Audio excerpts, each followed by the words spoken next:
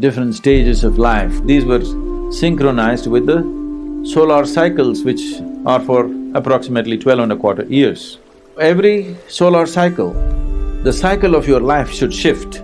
If you just bring this awareness into your children, they will deal with it with much more wisdom.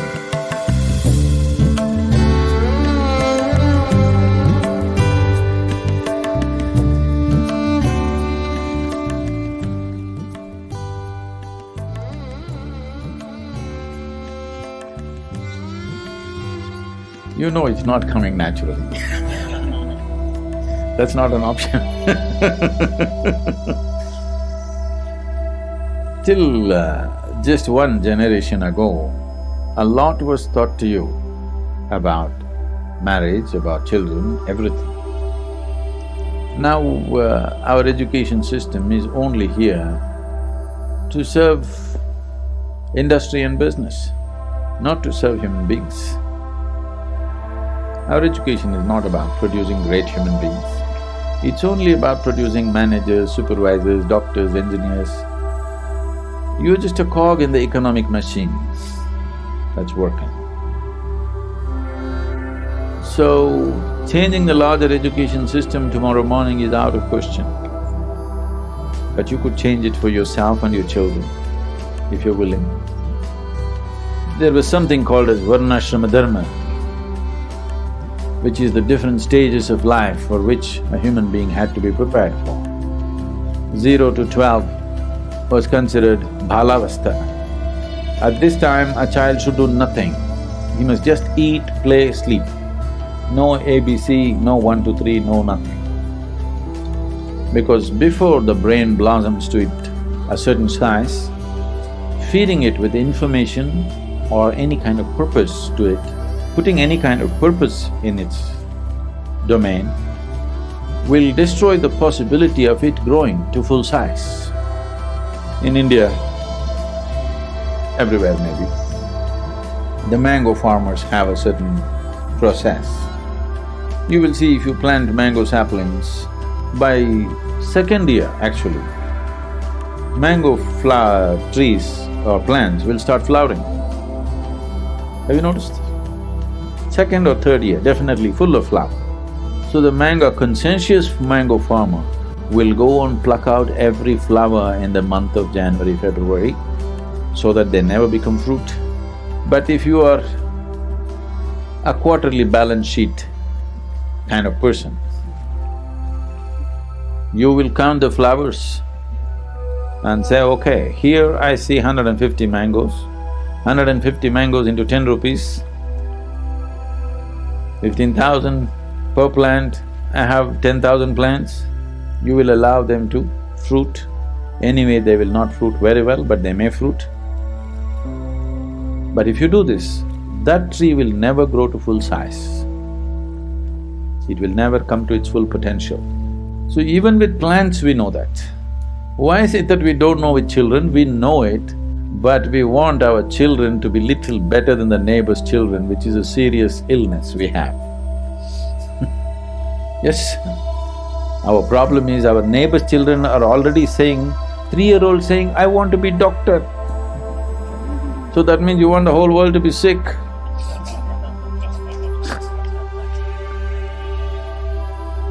A 3-year-old child, if it says, I want to be doctor, everybody's, oh, my neighbor's child wants to be doctor. Hey, what do you want to become? I don't know. Yes, what? Hey, at least say something.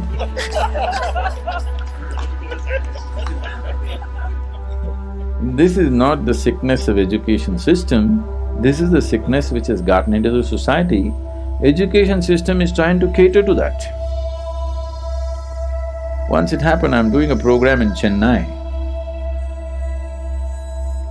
and something comes up and we're asking people to share what happened that day. This man with a really grave face, sad, talking, my daughter, she's not doing her homework, I'm really worried about her future, what will happen to her, how do I… you know what, so many things he said. I thought maybe his college-going daughter, something, trouble, you know. So, okay. Then I just asked, how old is the girl? He said, 4.5. I said, you idiot.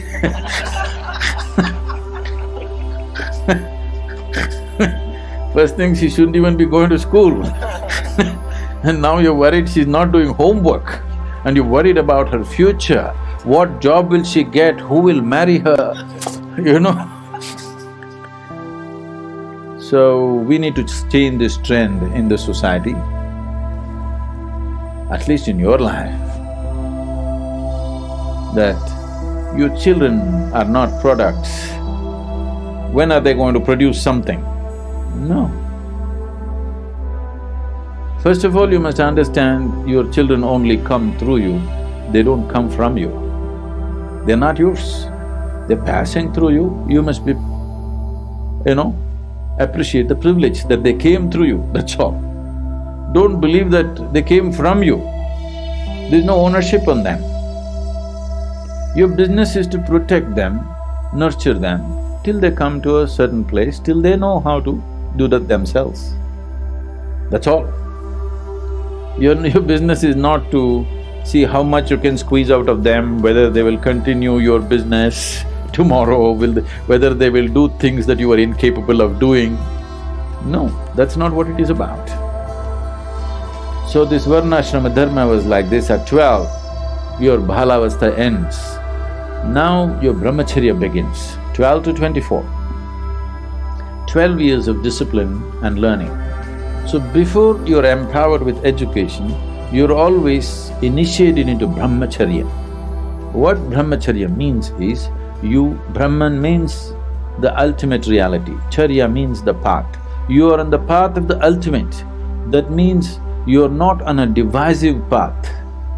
That means you're not on the path of you versus me, you are on a path of absolute inclusiveness. Without including everything as yourself, you should not be empowered with education. You must remain illiterate, that is best, because education was seen as an empowerment. If you're empowered in a divisive way, which is what we have done to the modern world, every scientific knowledge and technology that comes up, first thing is military use. Why? My nation versus your nation. My father is better than you. My God is better than your God, my father is better than your father.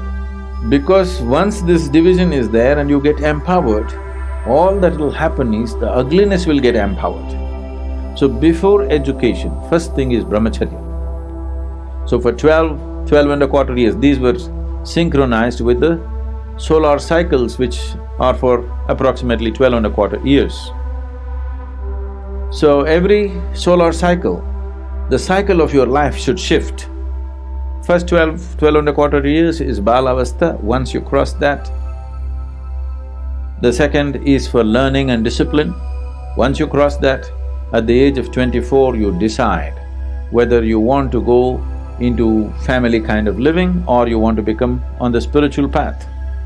By choice, not by social compulsions. Each individual according to his own traits. Now if you're made in such a way, the opposites are drawing you. Are you… in organized way you handle that. You get married and children, this, that will happen. For next 24 years, you're in Grihastha ashrama. Otherwise at 24 you choose to become a sannyasi, that is settled. There was a time when about 30% of Indian population chose to be sannyasis, 70% chose to be grihasthas, which was a good population control by itself. So at the age of 48, you undo the grihastha ashrama. That's gone, isn't it? Can you undo it? If you undo it, it's in divorce, and instantly you're latching on to somebody else. Another changing house, not giving up that structure. So at 48, you take sannyas for 12 years. So undo the family structure, because if you got married at 24, by the time you're 48, your children are over 20 years of age. They may not say it in so many words, but they want you out. Either they want to go out or you must go out. These days you're choosing that they must go out, American way. But in India, the parents chose to go out. Once the children have crossed 20, 21 years of age, parents moved out. It's a sensible thing to do. So, husband and wife who lived together for 24 years, they separated themselves consciously, not because they have a fight, consciously separated themselves, and there were institutions where they could pursue their spiritual process for the next 12 years. At the age of 60, now after 12 years of spiritual sadhana, after having seen the experience of life, now they again came back. First time they got married because of physical and emotional longings. This time, they once again get married for a completely different reason. At 60, there is a marriage. Today, that one thing still a lot of people are keeping, you know. They're living together and again getting married. No, only if you go away for 12 years and again come back consciously. First time when you married, you were not conscious.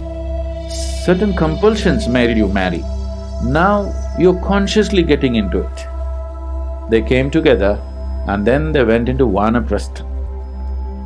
Not to live with your children or grandchildren, see them, bless them and go into the forest and live. This was the arrangement of life, which is a very wise way to do things. Well, you can't do it exactly like that today, but you must be conscious. At different stages in life, different things must be important. When you're 60, if the same things which were important to you at 18 are important, that means you're just not getting anywhere with your life, isn't it? Things must change. And you must make your children, that's how it is. If you just bring this awareness into your children, right now what they are going through is just a phase, it's not everything. They will conduct it properly.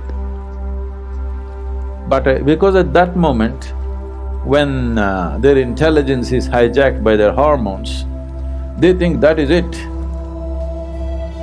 If you just tell them, it's fine, I have also been through this, you're also going through this, it's fine, it's a phase.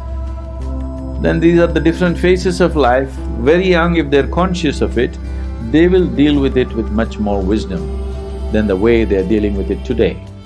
People will not be compulsive as they are.